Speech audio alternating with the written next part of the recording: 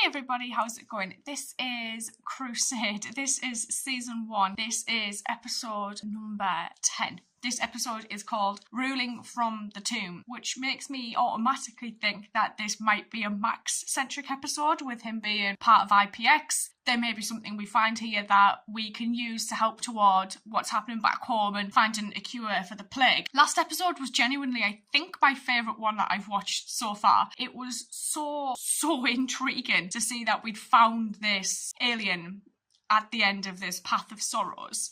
And it made us see things, and things that, weren't great. For Gideon, we saw what happened when he was left out in space and his ship was destroyed by a shadow vessel. Way back, clearly, at what would have been time frame-wise, early season 2. And how Galen found him and saved him and took him to Omega 7, and that was it, really, and kind of life went on. And obviously Gideon, we've known that he kind of blames himself for the fact that everybody died, but there was really nothing he could do because he wasn't even on board. He was out in space. And then we saw John kind of going through the motions at Psycho when he was still in the part of what was the core, and flashbacks to things that he did, and he helped this resistance leader get her revenge, basically, and the facility blew up and he managed to get out. And it was really cool to see these little insights. And then we got to see Isabella with Galen, and we got to see how she died.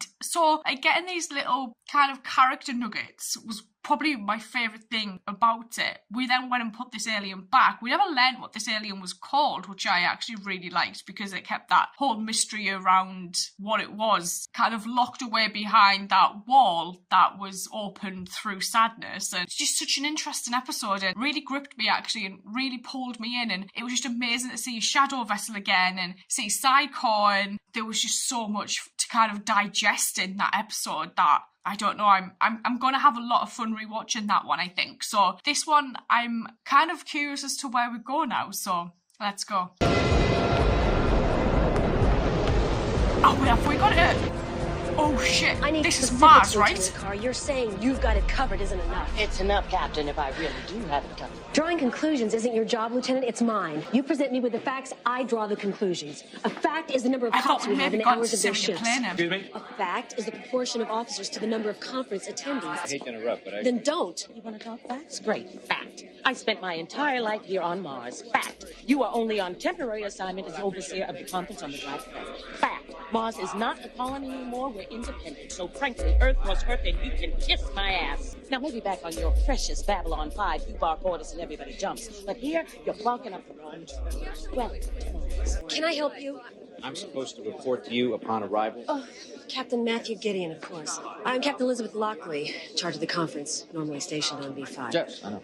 Look, I hope some good comes out of this conference, same as you. But meanwhile, this little exercise mainly puts a collection of easy targets all in one place for any nut with an agenda. Now, Yes. I'd rather be out searching We've for seen a that cure before, right? than talking Like about when it. we But saw instead, Kosh out you're of his here, counter suit for the as well. first time. I want the same thing you do, and frankly, I don't think it's asking too much for you to have a little faith. I assure you, I've got everything covered. Is that a conclusion or a fact? There was a game. That's a fact. I promise you, Dr. Chambers and all the other representatives will be perfectly safe. Oh, that means there's gonna be death. This is the 11th run I've made today. I think half the ship is going on shore leave. Ferrying people back Starting to and feel forth. like some kind of yo-yo. Dorina, this your first time on Mars? well, first time not being in lockup. Well, it sounds to me like you could use an escort who won't Sounds stir to up me trouble. like she gets locked up Oh, I a don't lot. need an escort. Trace, I grew up on Mars. Are you implying that I'm incapable of escorting Dorina? No, not at all. She can look It's after merely herself, a to be fair. misunderstanding. I do not need an escort. Because once I get a break, I'd be happy to show Dorina around. Oh my god, it's mad seeing it like that again. Cops at all exits, cops along the corridors, security scans for every weapon known to man, and a few that aren't. And the acoustics ain't bad either. Very impressive. It's quite echoey. Look, Captain, perhaps we got off on the wrong foot. Perhaps. Captain, I didn't ask for this assignment. This whole Drock virus conference was Dr. Stephen Franklin's idea. Bring in people from unaffected Earth colonies, put everyone's heads together, See what we can plan come a up with. unified course of research. Now, when Earth Force asked for an officer to oversee it, the good doctor put me at the top of his shortlist. Now, right now, my main goal is to find a cure for this so I can go Earthside and thank Stephen in person with a large brick. They should have got Lovely, Michael. This is Carl. Michael We may lives have here, a right? situation on Bradbury Street, just off Burroughs. What kind of situation? The no longer breathing kind. I'm on my way. On our way. I'm kind of worried. Oh, I met Barry. You were That lost. she's maybe getting just targeted. waiting for someone. I'm Dr. Alan Lebec. I assume you're Dr. Chambers, our keynote speaker. You're here for the conference. Yes. And most eager to hear of your investigation so far in curing the plague. Well, I wish I had more and better to report. Well, we must have faith, Doctor. Rather put the faith in us and in science than a being who would let it happen in the first place. No offense. Oh, none taken. But it appears my first impression was correct. You are lost. He sometimes sounds quite British, Lieutenant but I Carr, don't think he Marsden is. But Police. then he made a Samuel good. Beckett joke, so Do I'm a you know little bit Captain like, Gideon is? He was supposed to... Actually, I'm here to take you to him. she looks stunning Well, already. looks like multiple knife wounds. Hard to tell how many, though. One too many. This is why you invite Michael. Simple? Is that what I think it is? Mark of a doomsday cult. The symbol, infinity bisected, signifies that nothing goes on forever. Oh. Great. We've had, what, a couple of hundred of those springing up since word of the plague got out? No, this mark is specific to the worst group of the bunch, Sacred Omega. They believe that the Drakh plague is like the second coming of Noah's flood. Ah. That humanity is hopelessly evil and deserves to be wiped out with one divine act of cleansing. Nothing like the lunatic fringe to make a hard job even harder. Sounds like you've had run-ins with them before. A friend of mine, Captain Mankowski of the Furies, was killed during a mutiny led by a Sacred Omega group among his crew. They won't hesitate to kill if they think it's God's will. Question is, was this meant as a warning of things to come or just an isolated incident? Trace? I wouldn't automatically go over to a body and pull the sheet back. Yeah. There's a reason I decided to become a priest. Oh, this guy's involved, right?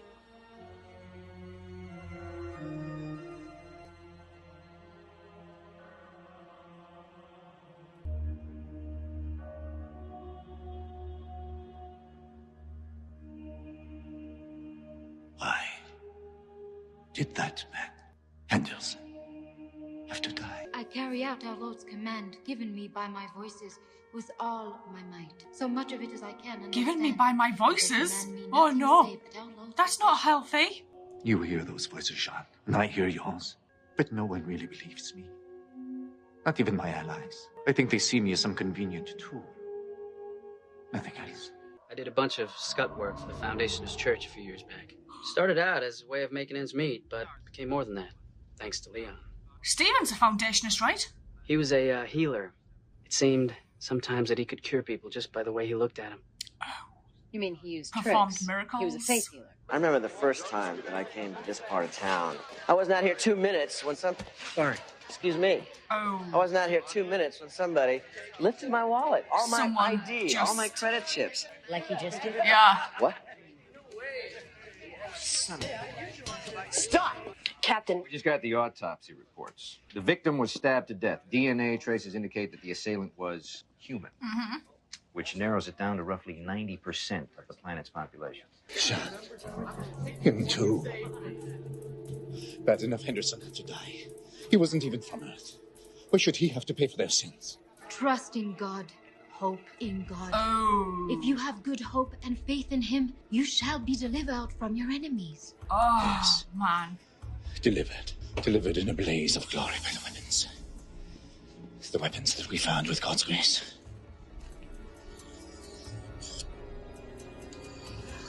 who's your old hero? Truthfully? John Sheridan. John Sheridan. No kidding. Were you ever under him? Yes. On Babylon 5, you served under him, right? Oh, yes, I was under him there for a while. Actually, he preferred it that way. What a life he's led, huh? Puts his pants on one leg at a time, right? Mm-hmm. Oh, yeah. And backwards in the dark sometimes. What? It will be enough to destroy this Oh, place. Jesus. Of all the numbers to conference start at, dude. Everything within a mile. So bien swear I. Oh, God, he's got little disciples. Let him go, or I will kill you. Swear to God, man, she will. She will. Look at the eyes. I swear to God, you know nothing about God. No, he won't help you if Dorina here gets her hands on you. Guess we'll have to make sure that doesn't happen now, won't we? Yes, we will. Drop it by the count of 3 or you're dead. I love this 1, lady. 2.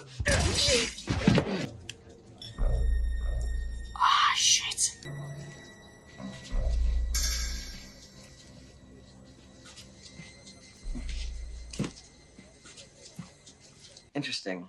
Out of all the people connected with the conference, what are the odds of one murderer targeting two people who were tight? Yes. By accident? Because it's Miss not an Miller, accident, Max. Was there anyone else you were tight with back in those days? Couple guys. Would you recognize any of them if you ever saw them again? Mm-hmm. I think so. Andre Sabat. The ID says Lebec. It's him. He was a priest in the order. I was with him when When well, somebody else bad stuff happened. died, right? Gideon, this is Lockley. Go private. Okay. We've got a problem. I'm Captain Gideon, and I have been charged by Earth Force with difficult duty. I am here to announce that we have woefully miscalculated the viciousness of the Drakh Plague. We do not have 5 years. What's he doing? We have months, at best. The best thing that you can all do is leave here and live out your remaining years as messengers and spread the word that humanity has paid the ultimate price for its transgressions, that we have been judged and found wanting. In God's name they go. Imagine just like a tiny little button stops it like that. Yes, I'm certain. Meet me there. They Hurry. followed him, right? What happened? They saw the light. Where did they actually come from? Oh, no. Told you I had it covered. Is it time to go, Jean? Jean. We found this among our little friend's effects. It's his journal. I checked the records. All of the entries are things Joan of Arc actually said. Christ came to tell us to love one another. In the last 2,200 years, we've spent killing each other on how he said it. When you become obsessed with the enemy, you become the enemy. This was really different. I thought this was going to be like something focused on maybe Max IPX as excavating somewhere and finding something to help with the plague. I never expected us to go down to Mars and go to a conference where those who had links and ties to Earth could gather, pull resources, put heads together and try and find a way to figure out what we could do before it was too late. And to see Lockley go there as a representative of Earth Alliance was really interesting. The one thing that kind of obviously stood out to me in this, she obviously introduced herself to Gideon, whereas the previous episode I'd watched, they knew each other. So it's like interesting to see that, you know, in the watch order that I am watching, this one like came after that. So like I kind of basically just had to ignore that really and kind of move forward from then on in. What was interesting though was the interactions between Lockley and Gideon through this, because in the previous episode it was quite flirty, and then in this one it was quite flirty as well, more so probably actually. And what I found the most interesting was that dinner scene actually, and they were talking, Lockley especially, very openly about John and obviously being married to John. But then all I had in my head was when she was talking to Delenn, they always agreed to keep it amongst themselves. And then she's suddenly openly talking about it with Gideon, which I found quite bizarre. I was like, well, she agreed not to, and now she's talking about it. So that kind of made me go in my head a little bit. Was like, well, but it was quite funny to watch, like, because some of the things she was saying, I could, like, she's like, all right, okay, yeah, it's John in it. So, like, that was, like, an interesting little insight into that. Lockley in this seems more likeable for me, actually, because I didn't dislike Lockley. I've never had an issue with Lockley. But in this, she just seems a little bit more interesting than what she did in season 5. And I'm actually quite gutted that we've only had her twice by this point. I loved the reference to Stephen, and that it was Stephen who organised this conference, because that just made me think back to the last episode that Stephen was in this, and Lockley was in it, but then missed him. So that made me think, oh God, like, it's interesting how Stephen and Lockley seem to be, like, the most prominently kind of talked about in this, and we get the odd little mention of John every now and then. But, like, what made me, like, a little bit like, oh, this was, like, an ideal opportunity to have, like, Michael in this, with this conference being on Mars, Michael having, like, a security background, and then obviously, like, the ties to Stephen again with the whole foundationalists movement in this, and, like, his religion, because he went on his walkabout and things before, didn't he? So I thought, oh, you know, it would have been like why wouldn't Stephen be here? Like, as part of these talks that went through my head a little bit, because, like, Stephen's, like, in control of everything, so you'd think he'd kind of want to be here, because they could do what they did to him last time, and he could kind of come up in one of those machines, I guess, where he was okay and he didn't have the virus and stuff. But it would have been really cool to maybe have even seen Michael, because he lives here. So that was a little bit of a missed opportunity in this episode for me, actually, was that. But knowing that there was this guy who kind of had this notion of he needed to kind of cleanse, and he was hearing voices, and he had this bomb. And I'd mentioned the Resistance, and I was like, oh, well, like, the Resistance were down in those caves in Mars. It's interesting that they don't seem to be there anymore. And then obviously there was reference to, they left a lot of stuff down there, and some of these people, like, involved in these murders, like, were part of the Resistance. And it was like, oh, well, obviously the bomb's there. He set it to 666 of all numbers to set it to. So I was like, oh, God, like, this guy's unwell. So to know he was, like, hearing voices, and, like, one of the main voices he heard was Joan of Arc, which was really interesting. And, like Max said at the end, it's interesting how, like, some people are kind of viewed one way, and then you've got Joan of Arc who was, like, idealized in some aspects. And it is interesting how that like works in society, actually. So this was so different. I genuinely did not expect this, although I did like the little reference to Samuel Beckett. That kind of made my little theatre heart happy, so that's always good. I may actually go watch the next one, and I will see you guys later, so thank you.